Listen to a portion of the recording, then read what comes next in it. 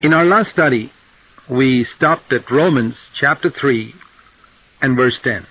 हमारे पिछले अध्ययन में हम रोमियो अध्याय 3 और वचन 10 पर रुके थे.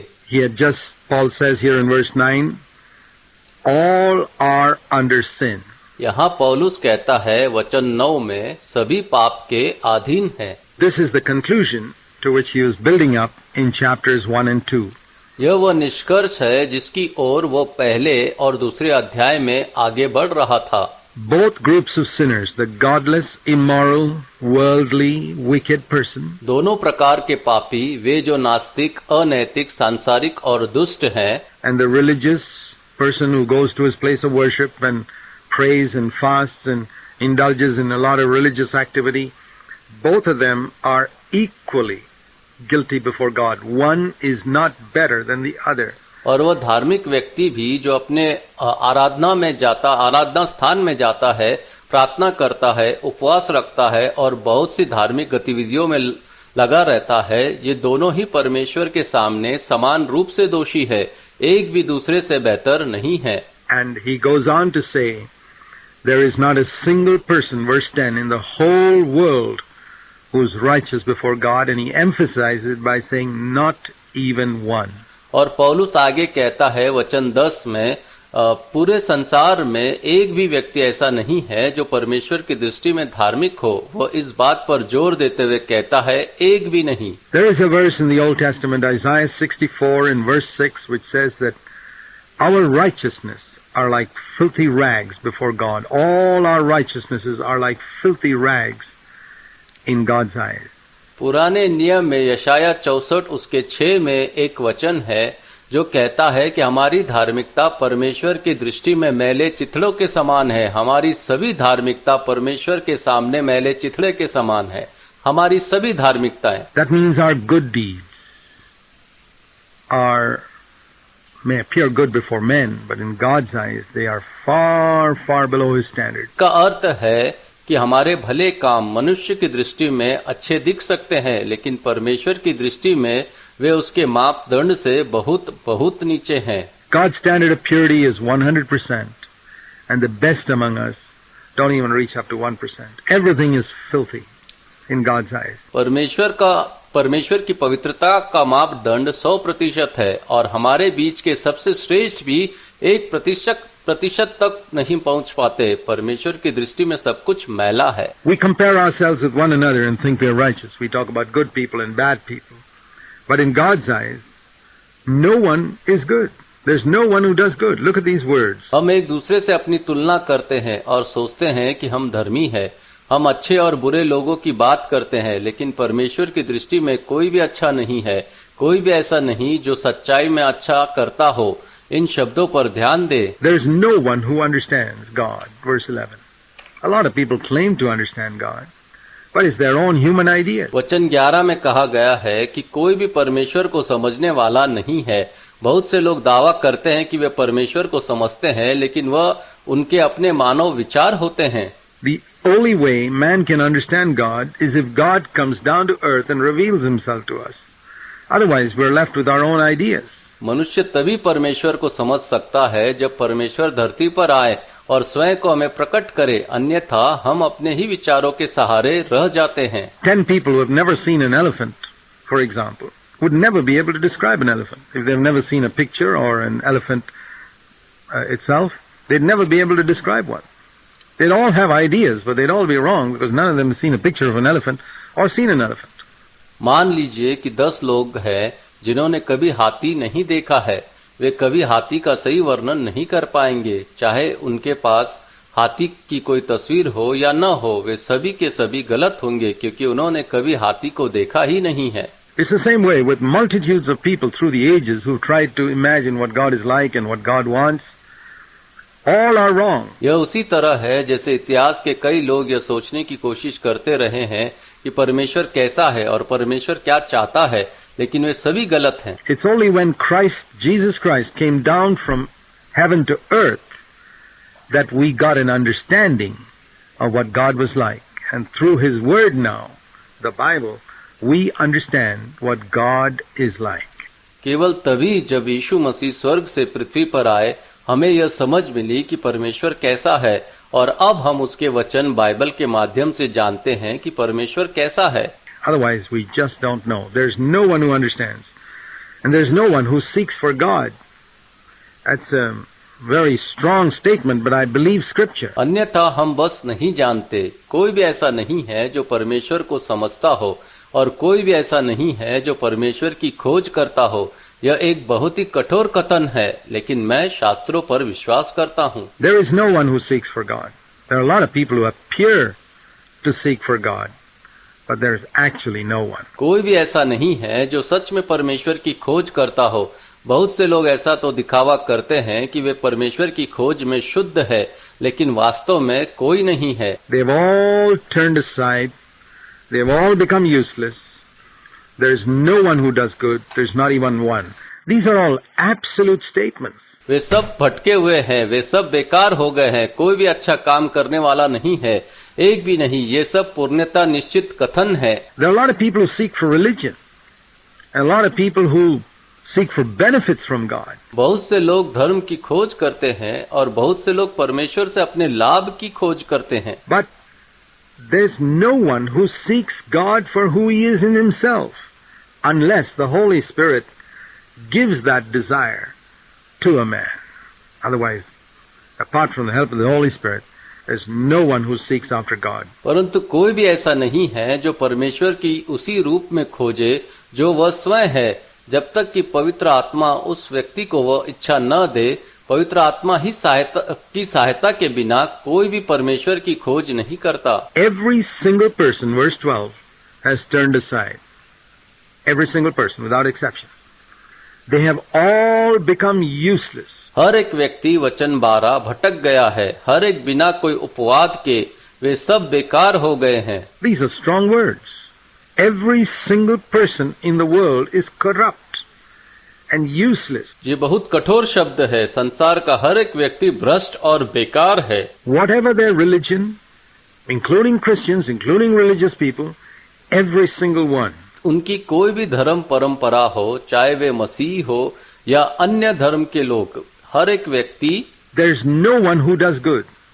Now, when we compare ourselves with each other, we may say one person is doing good.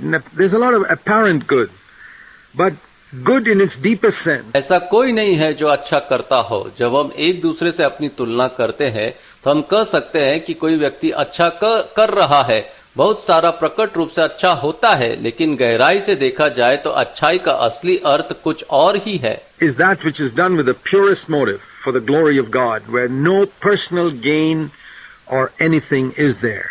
In that sense, there is no one who does good, not even one. जो कार्य सबसे शुद्ध भावना से परमेश्वर की महिमा के लिए किया जाता है, जहाँ कोई व्यक्तिगत लाभ या स्वार्थ न हो, उस अर्थ में कोई भी भलाई नहीं करता, एक भी नहीं। And then he goes on to speak about speech. Our speech is a pretty good way by which we can find out our spiritual state. और फिर वह वाणी के बारे में बात करता है।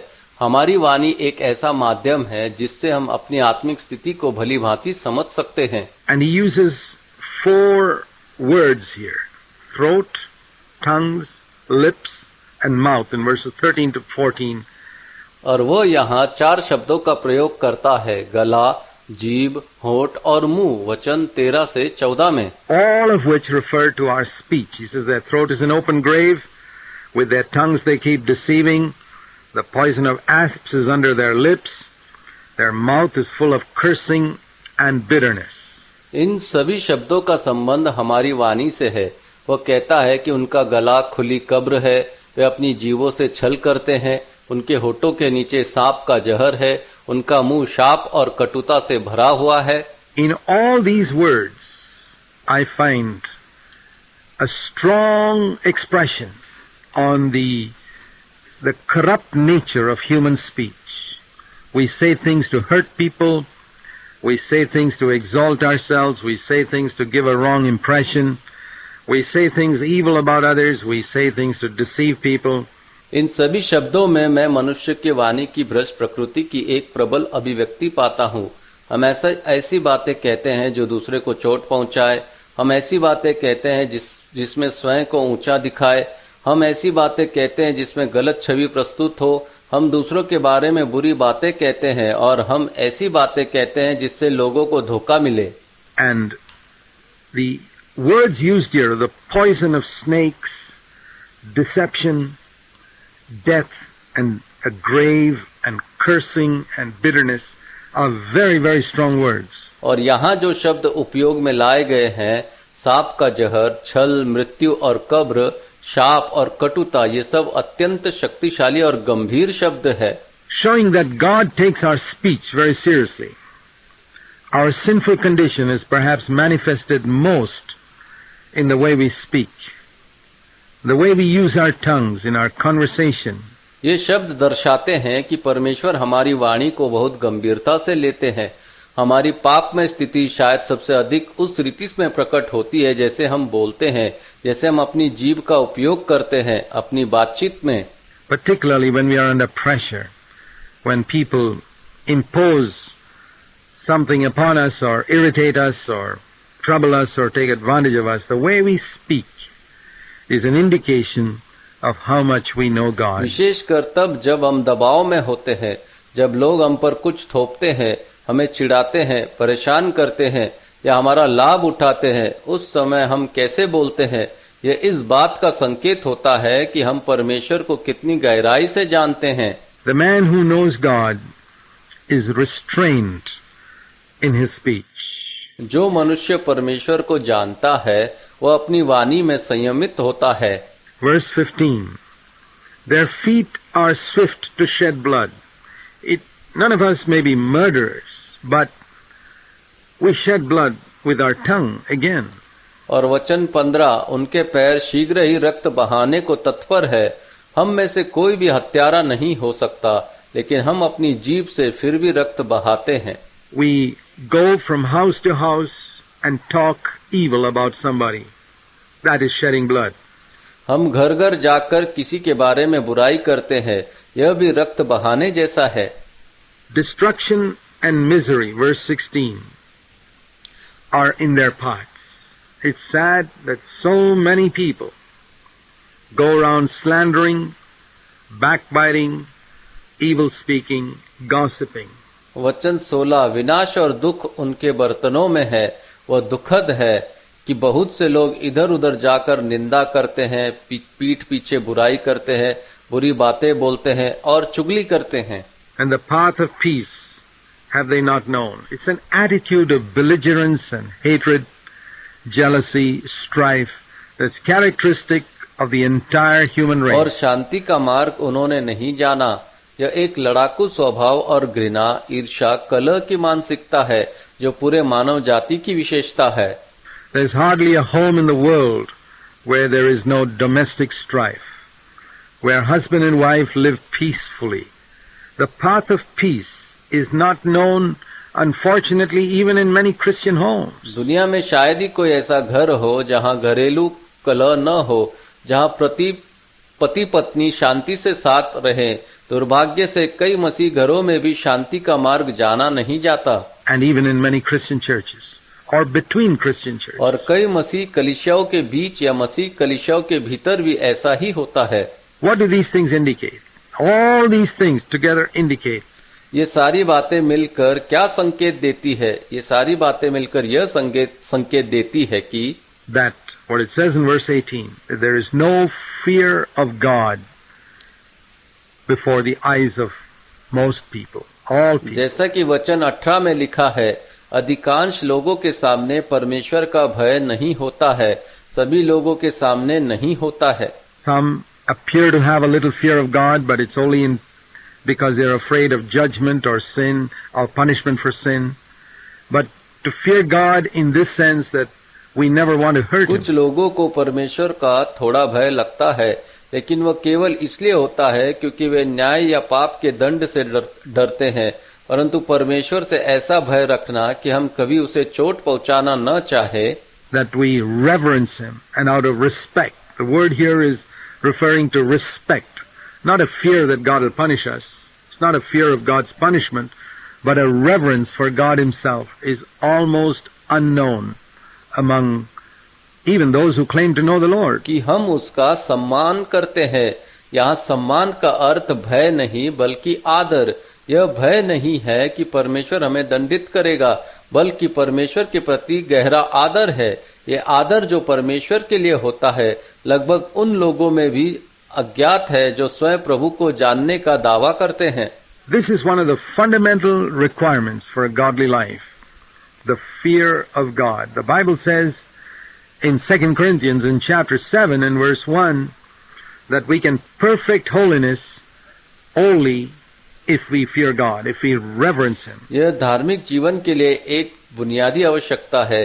परमेश्वर का भय बाइबल कहती है 2 कोरिन्थियों 7:1 में कि हम पवित्रता को पूर्ण तभी कर सकते हैं जब हम परमेश्वर का भय मानते हैं, जब हम उसका सम्मान करें। And the reason why many people are careless with their speech, the reason why many people have wrong attitudes towards others, even towards other Christians or people of other Christian groups, is because there is no fear of God. There's no reverence for God in their personal life. When a man lacks reverence for God, he is very loose in his speech and the way he speaks about others. और जिस कारण से कई लोग अपनी बोली के प्रति लापरवाह होते हैं, कई लोगों के दूसरे लोगों के प्रति, यहाँ तक कि अन्य मसीहों या अन्य मसीह समूह के प्रति भी गलत रवैया होता है, वह यह है कि उनके व्यक्तिगत जीवन में परमेश्वर का भय या सम्मान नहीं होता।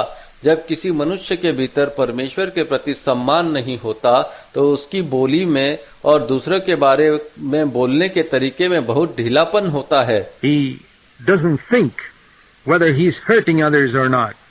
He doesn't think whether he's deceiving people or not. वो यह नहीं सोचता कि वो दूसरों को चोट पहुंचा रहा है या नहीं।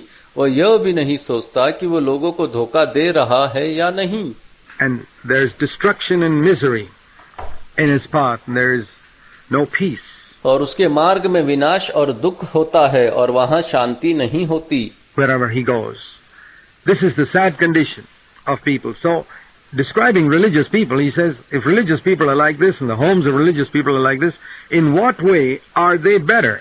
वह जहाँ भी जाता है विनाश और दुख उसके पीछे होते हैं।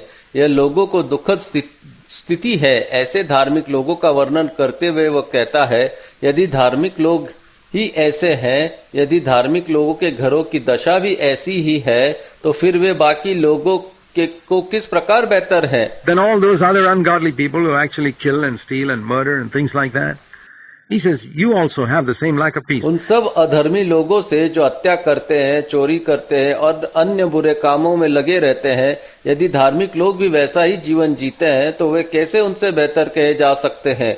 वह कहता है तुम में भी वही शांति की कमी है। His conclusion is, everybody is guilty.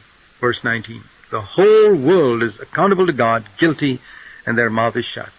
If we acknowledge that, then we have taken the first step to salvation. उसका निष्कर्ष यह है कि सब लोग दोषी है। और वचन 19 में लिखा है, सारा जगत परमेश्वर के सामने दोषी ठहरता है और सबका मुंह बंद हो जाता है। जब हम इस सच्चाई को स्वीकार कर लेते हैं तो यही उद्धार की दिशा में हमारा पहला कदम होता है।